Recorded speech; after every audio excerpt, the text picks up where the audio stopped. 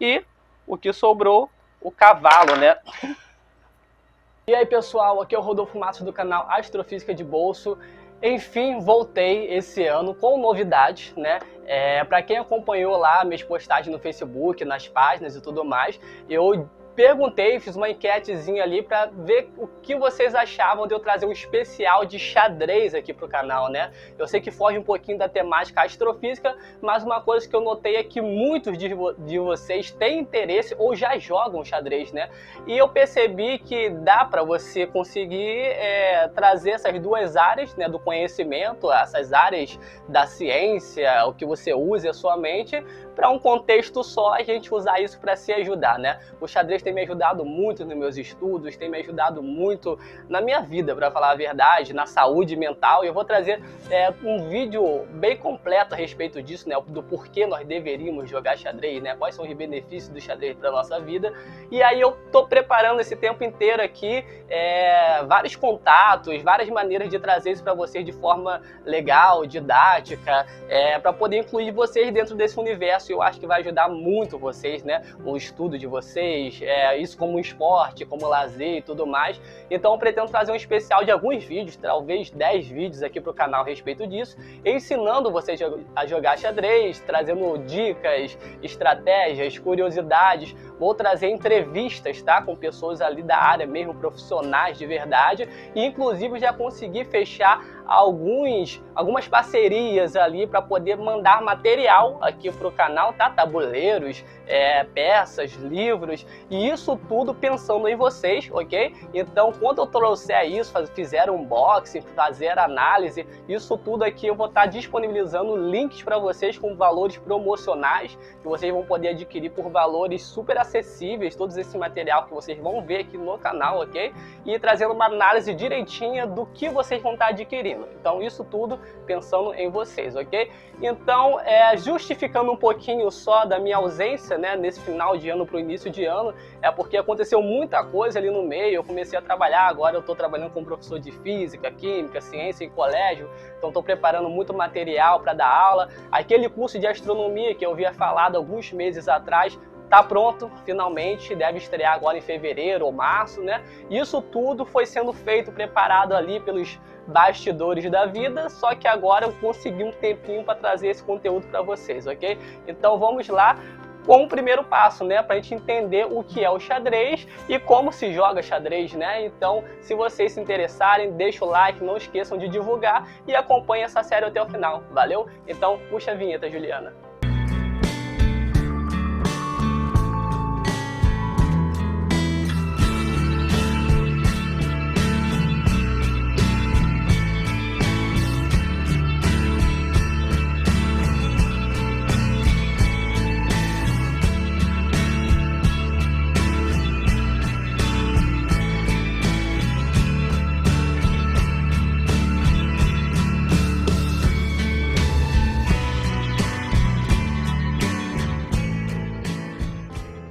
Então, pessoal, aqui eu tenho um tabuleiro, né? E eu vou mostrar para vocês, primeiramente, como se organiza esse tabuleiro. Ele existe uma forma certa para poder jogar. Primeiramente, você colocando, né, posicionando ele com a casa branca, casa clara, sempre à sua direita, ok? Eu vou estar jogando nessa posição com as peças brancas, né? Meu adversário aqui com as peças negras e, ó, casa branca à direita, casa branca à direita. Posicionou o tabuleiro? Então dá para a gente começar a organizar as nossas peças. Primeiramente, imagine esse tabuleiro inteiro como um grande campo de batalha, né? E de um lado você tem um exército, um império inteiro, e você vai ter o teu desse lado aqui também. E o objetivo é, né, ir para a luta, você vencer esse exército e você também conseguir proteger o seu, ok? Então, a gente vai contar uma historinha aqui que talvez ajude vocês a decorar, né, a aprender a maneira que o tabuleiro é organizado, porque não é de maneira aleatória, né? A gente tem uma ordenzinha. Então, vocês vão notar que essas pecinhas menorzinhas são as que mais se repetem, e isso porque elas são os seus soldadinhos, né? Os seus peões. Elas são as peças que vão na linha de frente para a batalha. E depois que vocês organizaram todos esses soldadinhos, os peões, logo à frente, vocês vão conseguir trazer o seu rei e a sua rainha, ou como conhecido, dama, né? Aqui no Brasil, eu já explico por quê. E eles são as únicas peças que não se repetem no tabuleiro, né? Só existe um rei e só existe uma rainha. E eles vão logo ao centro, né? No comando disso tudo, sendo protegido por esses soldados à frente, né? E a rainha branca sempre vai na casa branca e a rainha negra na casa negra, né? E você posiciona todas as peças espelhando as peças da frente. Rei de frente para o rei, rainha de frente para a rainha e por aí vai, ok? Logo após, você consegue trazer os seus bispos, né? O clero, né? Para essa batalha. E esses bispos são as únicas peças humanas, fora essas que já colocamos aqui. E eles vão logo ao lado da rainha e do rei, né? Fazendo ali o seu papel de conselheiros, né? Então vão sempre ali com essas peças humanas logo ao centro de poder, né?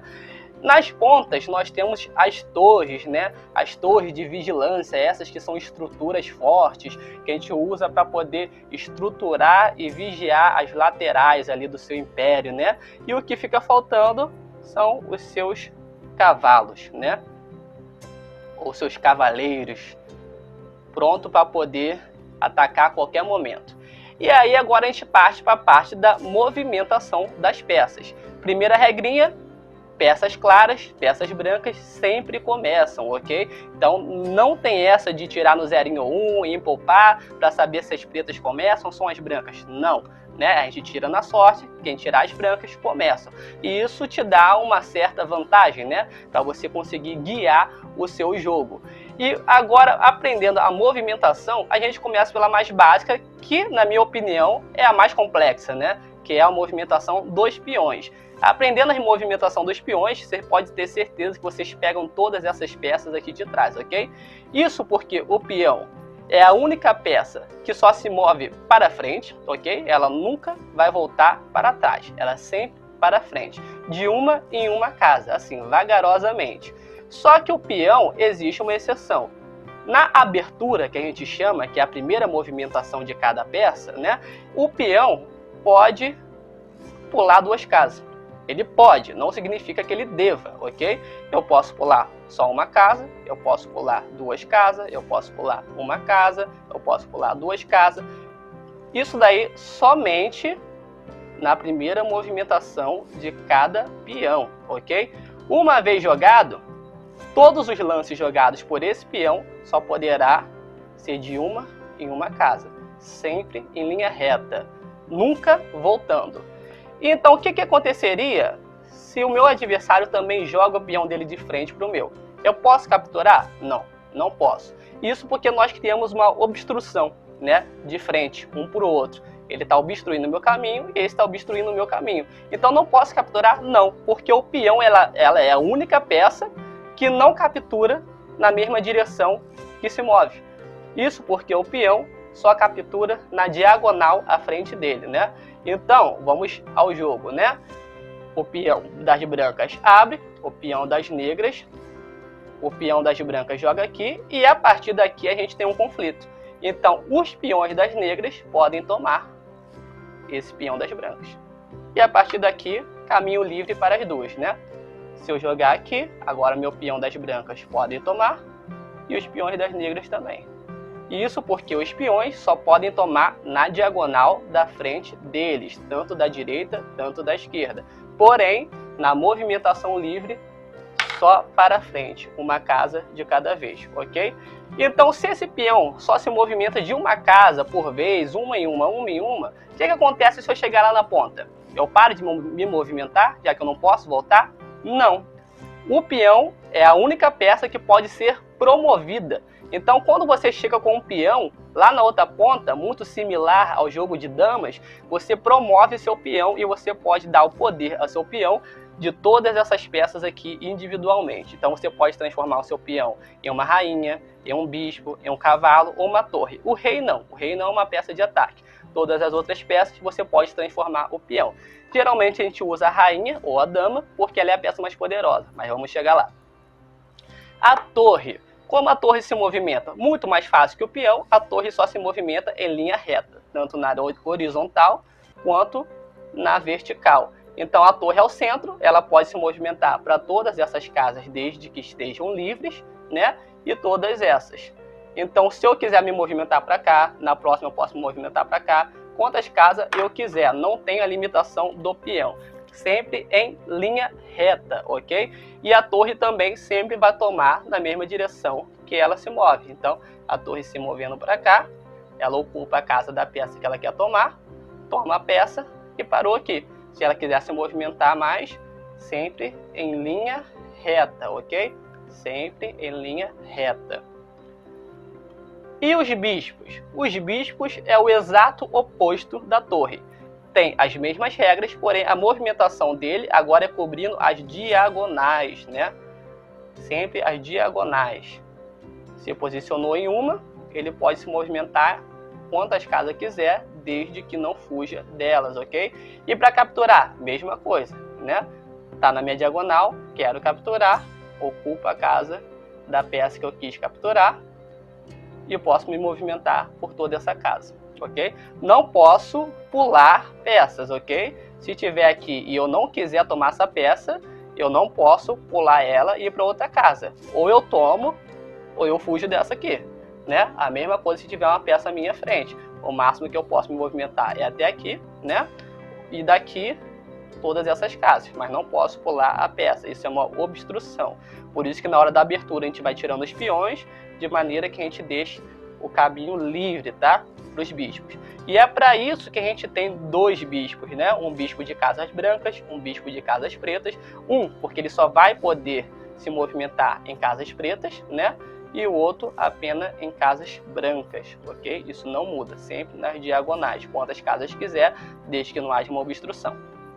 A rainha, a peça mais poderosa de todas, ela junta o poder da torre e do bispo. Isso porque ela pode agora andar em linha reta, né? Assim como a torre faz, e em diagonais, ok? Assim como os bispos fazem, em qualquer diagonal. Ela pode pular para branca e andar na diagonal branca. Ela pode pular para preta e andar na diagonal preta. E ela também pode andar em linha reta pelo tabuleiro todo, com a mesma regrinha de não pular peças, né?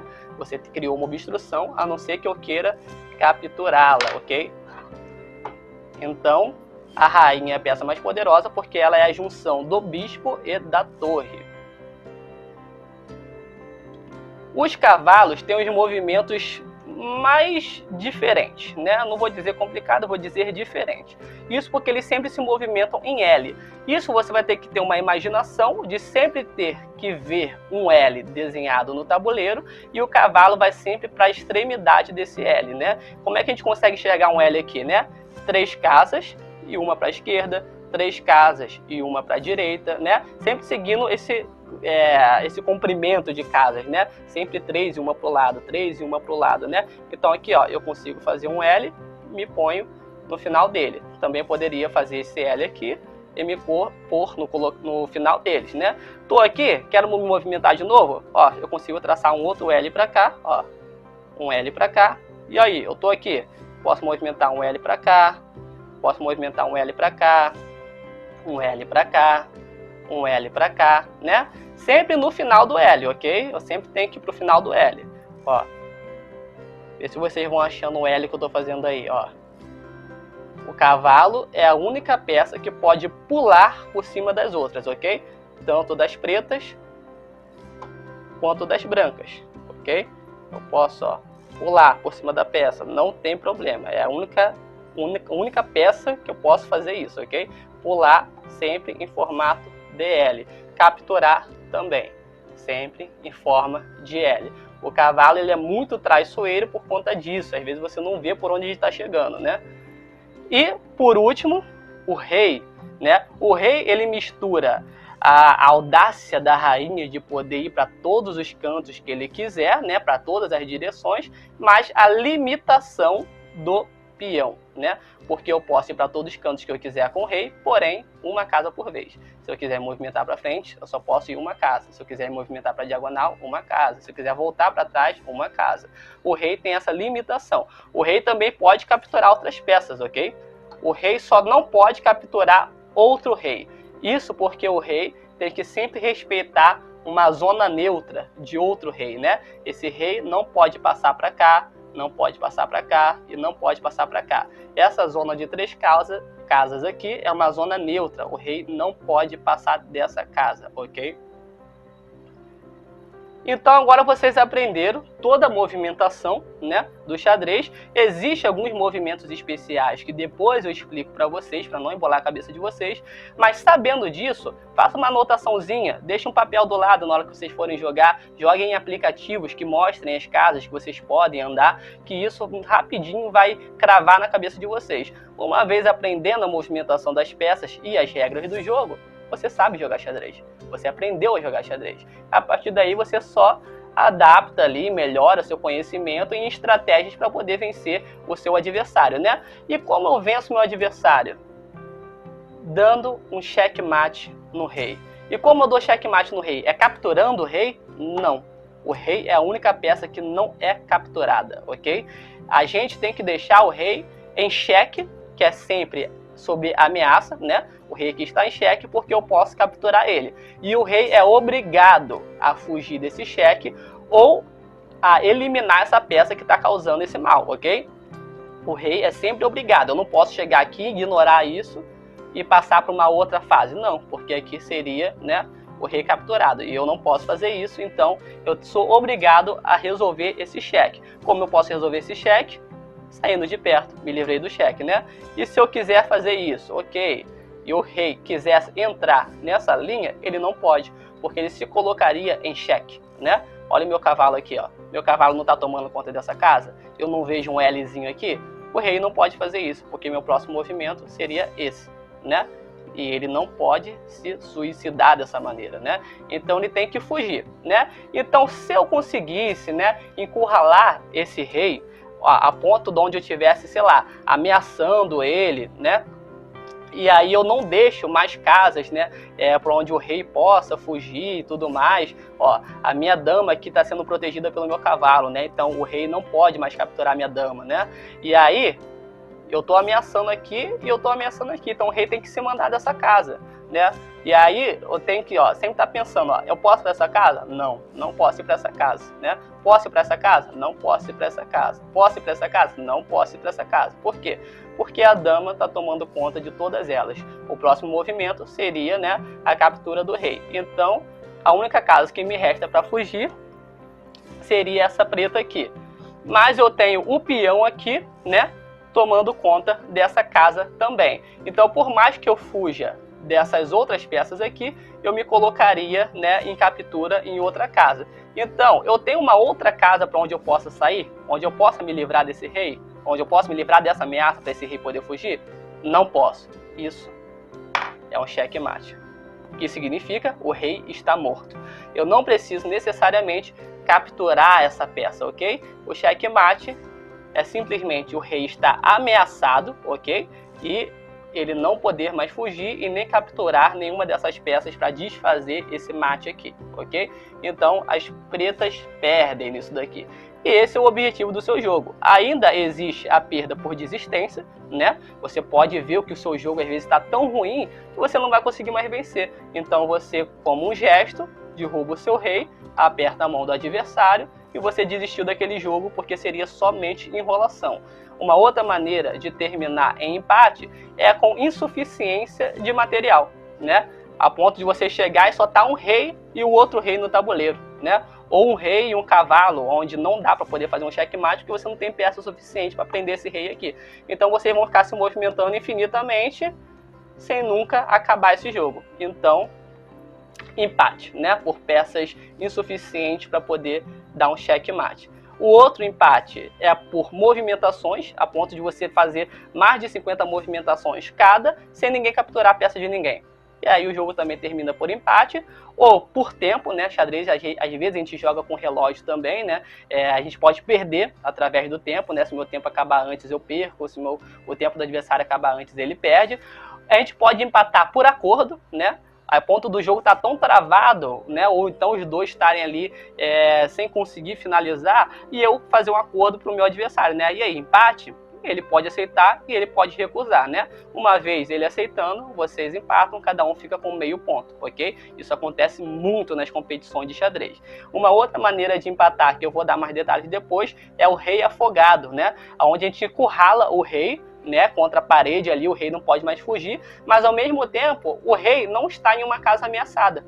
Onde ele está, a casa está protegida, porém todas as casas em volta dele estão ameaçadas e ele não tem para onde fugir.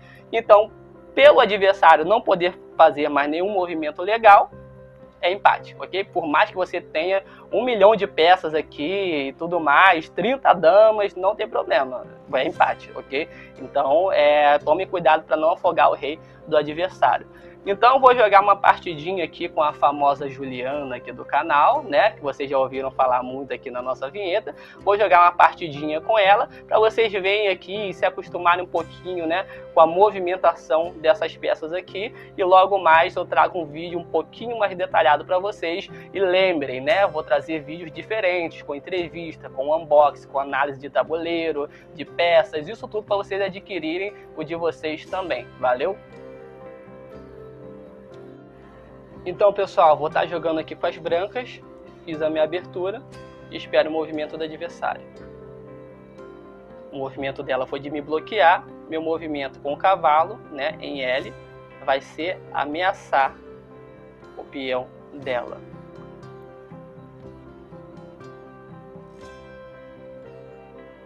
E o movimento dela com o cavalo foi defender esse peão dela, isso porque se eu tomasse aqui, ela me tomaria aqui também, o que não é vantagem para mim. Por que não é vantagem para mim? Um detalhezinho, todas essas peças existe um poder, né, uma pontuação. Cada peão vale 1 ponto, né? Os bispos e os cavalos valem 3 cada um, as torres valem 5, né? E a rainha vale 9. O rei não conta pontuação. Então não vale a pena para mim sacrificar um 3 para capturar um número 1. Né? Eu perdi aqui, né, uma peça relativamente valiosa por uma peça mais fraca, né? Então não compensa para mim. Então eu vou continuar jogando, saindo com o meu bispo na diagonal e ameaçando o cavalo dela. Essa abertura se chama Ruy Lopes ou Espanhola, ok? Eu trago mais detalhes para vocês em outro vídeo.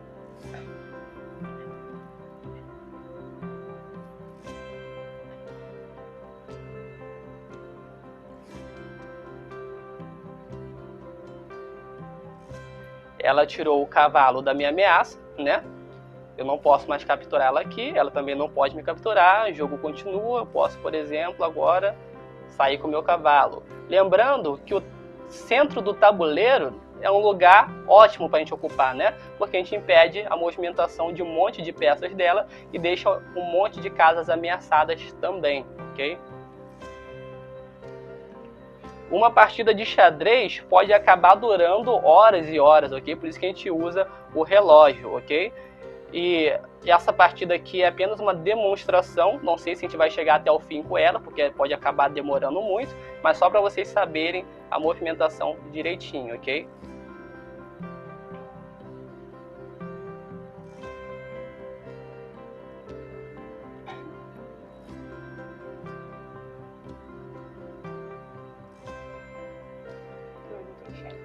Ela bem observada aqui. Deixa eu voltar essa situação aqui. Ó, ela saiu com a dama, né, após eu capturar essa peça, e essa dama estava ameaçando o meu cavalo.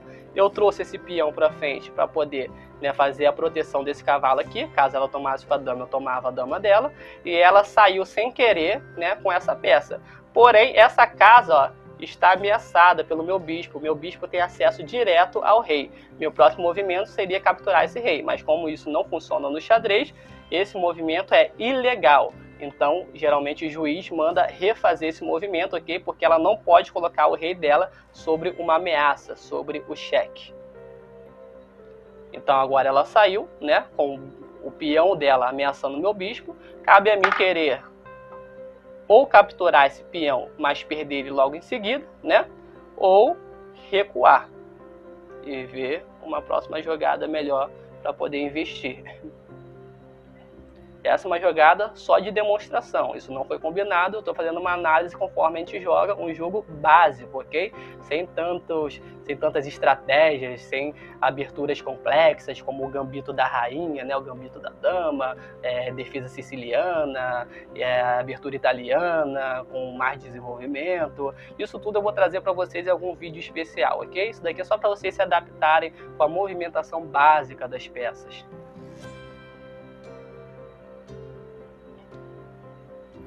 O próximo movimento que eu vou fazer é chamado de um movimento especial, que é o roque, ok? Isso quando eu não movo o meu rei e não movo a minha torre, seja esse rei e essa torre, e esse rei e essa torre. E aí eu tenho um caminho livre entre eles, o que eu faço? É jogar o meu rei 2 casas para o lado e ao mesmo tempo a torre fazendo a proteção do rei. Isso, né, cria ali um círculozinho ali onde você pode ter mais proteção para o seu rei. Nesse caso, o roque grande é a mesma coisa, você movimenta o rei 2 casas para o lado e tira a torre protegendo o seu rei. Isso é um movimento especial, ok? Chamado roque, é totalmente válido. Aqui ela fez uma aberturinha chamada fianchetto, né, para poder sair com o bispo dela aqui, já para ataque, né, no meu peãozinho aqui, que tem uma defesa, né, que é a minha torre aqui, né, então eu posso às vezes deixar esse peão aqui como uma isca, né, porque se ela tomasse aqui, eu tomava aqui, né, então eu acabo ganhando uma vantagem sobre peças, ok? Uma vantagem material que a gente chama. Peraí que eu não joguei ainda, voltei o lance, deixa eu ver, tá saindo com a minha rainha para jogo, por exemplo.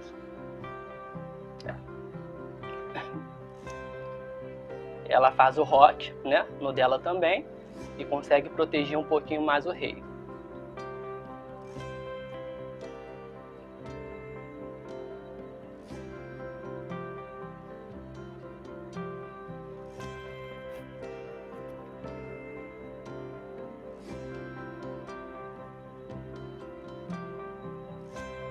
Ali ela prepara também a saída para o bispo, né?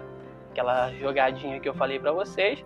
O meu bispo aqui, infelizmente, né, por essas jogadas, ele está bloqueado, né? Eu não posso tirar, passar por cima, né, dessas peças, então tenho que fazer algum tipo de abertura também, né? Essa aberturazinha aqui, essa saídazinha aqui pro peãozinho é legal, porque eu consigo, né, abrir, né, essa viazinha aqui pro meu bispo sair, e ao mesmo tempo eu já ameaço o cavalo dela, obrigando o cavalo dela, não obrigando, né, mas cutucando o cavalo dela, de maneira que se ela não tirar daqui no próximo movimento, ela perde esse cavalo.